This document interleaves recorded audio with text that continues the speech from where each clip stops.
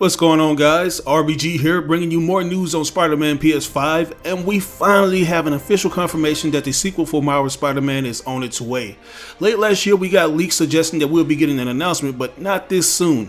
If you remember, they said that Sony will be releasing a new Spidey game for the holiday of 2021, but it looks like we could be getting the game a year earlier, which is dope because I think this is a title that'll motivate gamers to purchase a PlayStation 5. It's definitely following a similar trend to its predecessor that undoubtedly helped the PS4 sell thousands of units. Not to mention that the red and white Spider-Man edition units sold like hotcakes. Hopefully we can get a black and red variation to the PlayStation 5 for Miles somewhere down the line. But anyways, a question that everyone has been asking is if the game confirms the death of Peter Parker. Considering the fact that it's essentially going to be a self-titled game for Miles, it pretty much confirms the fact that the OG Spider-Man will not be the central focus, and it could possibly adapt the original source material from the Ultimate Spider-Man comics where Peter dies and Miles takes up the mantle. So rightfully so, people are worried. There's also the question of if this will simply be a DLC spin-off to the first game, and I think it's safe to assume that this will serve as a single prologue release leading up to the bigger and complete sequel to Marvel Spider-Man. This is a similar business practice that was done by Konami when they released Metal Gear Solid 5 Ground Zeroes. That game was originally going to be part of the Metal Gear Solid Phantom Pain, but due to extended development time, it was split into a standalone title to give players a taste of what was in store for them down the line. And I'm thinking this could be the case for Marvel Spider-Man Miles Morales, which is a brilliant move because we really didn't get that much downtime with Miles Morales in Marvel Spider-Man 1. Now, as of me making the script for this video, it has since been confirmed that this isn't Marvel Spider-Man 2 as some assume it to be. When Insomniac posted on their Twitter page, people asked if this was a remaster or an expansion of the original game, and for some reason they kept giving the same blunt answer that it's a standalone game, which is strange because it didn't really clarify anything. Thankfully, we got a solid answer. According to an interview given by The Telegraph, this game was described as more akin to an expansion bolted onto an upgraded version of the original title. Sony Interactive Entertainment EVP Head of European Business Simon Rutter said that Miles Morales will include more enhancements to the 2018 PS4 game, saying, and I quote, "I guess you could call it an expansion and an enhancement to the previous game. There's a substantial Miles Morales component, which is the expansion element, but also within the game as well, there's been major enhancements to the game and the game engine, obviously deploying some of the major PlayStation 5 technology and features. So it's as I've assumed, this will somewhat serve as a prologue game or an expansion, kinda like Uncharted 4 Lost Legacy or Infamous First Light. And I'm totally fine with this approach. The graphics in the first Spider-Man game were great, especially considering the fact that it was running off the same proprietary engine that was previously used for games like Sunset Overdrive and Ratchet & Clank, except with a few modifications. And it sounds like it's gonna get even more modifications that'll push the engine even further. Hopefully we can get native 4K 60 frames per second.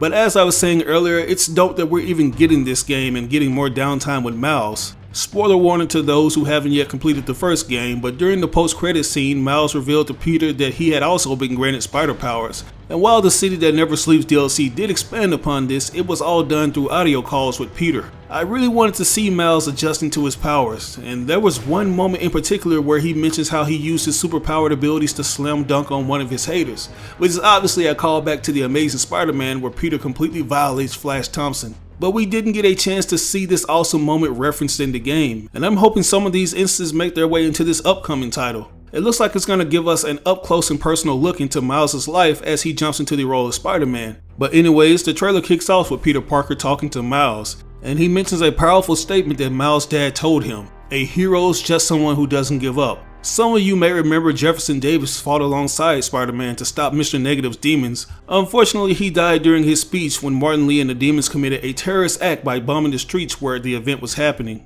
But anyways, Peter tells Miles that it's his turn to be a hero, and something that I instantly questioned was what Peter could have possibly been up to leave Miles with the task of being Spider-Man. And if I had to take a wild guess, I'd say that Peter will have his hands full dealing with the Inheritors. For those of you who are familiar with the Spider-Geddon tie-in comics, Peter told Miles that he had to go away for a while to fight the Inheritors, and in case of a crisis in his absence, Miles should act as Spider-Man and help out, to which Miles agreed to do so. I'm not sure if Insomniac Games is going to take that story into consideration, but it would be the perfect explanation for why Miles is out fighting crime alone. But moving on, something that was mentioned in the leaks and is now confirmed is the dynamic weather cycle. If my memory serves me correct, the leaks mentioned that the game would take place during the winter of 2018. 2014, which is several months after the first game. As you can see, the streets and rooftops are completely covered in snow, and in some scenes you can see snow falling. Something tells me that these conditions will affect how your performance is during certain action sequences such as web swinging. Certain ledges may prove to be too slippery, and considering how green Miles is with his newfound abilities, it may be a bit more tricky compared to that of Peter, who's more seasoned when it comes to web swinging. Speaking of web swinging, I'd like to point out a cool little callback. If you notice, when Miles does a free fall, he turns to the sky, and this is an obvious reference to Into the Spider-Verse, where he does a similar move at the end of the movie. I expected them to do this sort of thing because the movie is probably the best source to lift some of Miles' signature moves. Films like The Amazing Spider-Man 2 served as a great reference guide for Peter's web swinging in the first game, so it's pretty much a given that Insomniac will do the same with Miles in this game. I'm hoping he has a more unorthodox style compared to that of Peter, and maybe he can jump higher and perform moves that mimic that of a professional basketball player, something that can make the two characters stand apart from one another. Another thing that I'm hoping is confirmed is the rumor that we'll get to roam around with Miles in his hometown of Brooklyn. If this is going to be similar to that of Metal Gear Solid Ground Zeroes, where you're limited to one specific area, it would absolutely have to be Brooklyn, or at least utilize the existing map from the first game and expand upon it. It only makes sense to, but anyways, it looks like we have some new goons to fight in this game, and they look like they're going to be suited with some high-tech weaponry. From an aesthetic standpoint, this game looks like it's going to have a very vibrant vibe, since in every scene the enemies seem to be sporting neon colors. And once again, Insomniac is hitting on that Into the Spider-Verse vibe, which had that same psychedelic color scheme with a splash of comic book inspirations. Something else this game seems to have lifted from Into the Spider-Verse is Miles' incorporations of his sneakers to his Spider-Man costume. At first glance, it looked like it was a single suit that covers up his entire body, but if you look closely, you can see where the shoe starts and where it ends. For some reason, the logo on the tongue reminds me of a Gucci sneaker, because it features the same red and green stripes that are particular to that brand. I'm not sure if Sony and Gucci have struck some kind of deal for this game, but I wouldn't be surprised if they have. But besides that, we have the costume itself that bears quite the level of detail compared to the original Spider-Man costume. And considering that Peter has access to hardware that allow him to make the advanced and anti-ox suits, he probably assisted Miles in making his suit. As of now, there are no details on if this game will feature similar mechanics that allow you to equip certain abilities such as a taser web, but I'm hoping it does. And since Sony released DLC costumes such as the Into the Spider-Verse Spider-Man suit, we absolutely gotta get Miles' variation of his suit in all his cartoon and swagged out glory. Hopefully they can strike another deal with Nike to allow the usage of the Air Jordan sneaker that's risen back in mainstream popularity because of the movie. But anyways, if you didn't know, Insomniac originally intended to include the version of the black and red Miles Morales suit in Marvel Spider-Man 1, but for whatever reason decided not to. And I think it's because they knew it wouldn't feel right giving Peter that suit since it's highly associated with Miles, and they probably also wanted to wait till the sequel where Miles actually dons the suit for himself. As you can see by the old concept, it's a painted over version of the advanced suit, which is a reference to Miles Morales painting over the original Spidey suit in Into the Spider-Verse. The logo was partially painted in red and the color extends along the shoulders. And hopefully they give it to us as an unlockable in this game.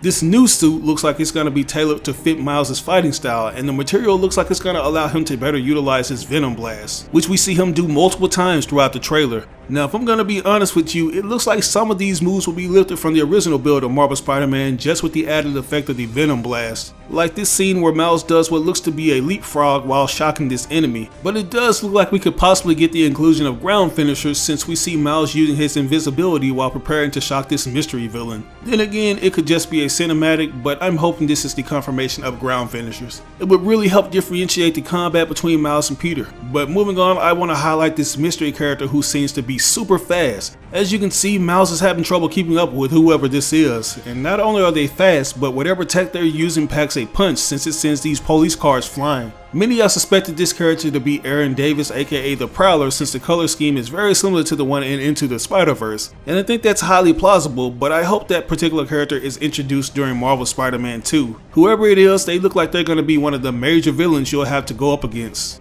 But with that, I'd like to conclude this video. As I've said, this isn't the official Marvel Spider-Man 2, but a prologue expansion that will undoubtedly hold us over. I still believe that we'll get the true sequel during holiday 2021, which is a year for Marvel Spider-Man Miles Morales. And that game will most likely have better visuals accompanied by even more features that Insomniac will disclose in the future.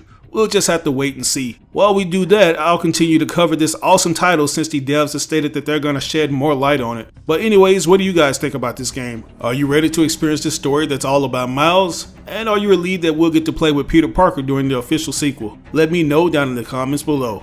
As always, I ask that you like or dislike the video. It doesn't have to be a thumbs up, it can be a thumbs down. Any feedback is good feedback and will only help me improve on future videos. But if you really enjoyed the video, it would help me out tremendously if you shared it with all your friends and followers on social media. Sharing really makes a difference. But once again, this is your boy RBG signing out on another video. I'll catch you guys later. Peace out.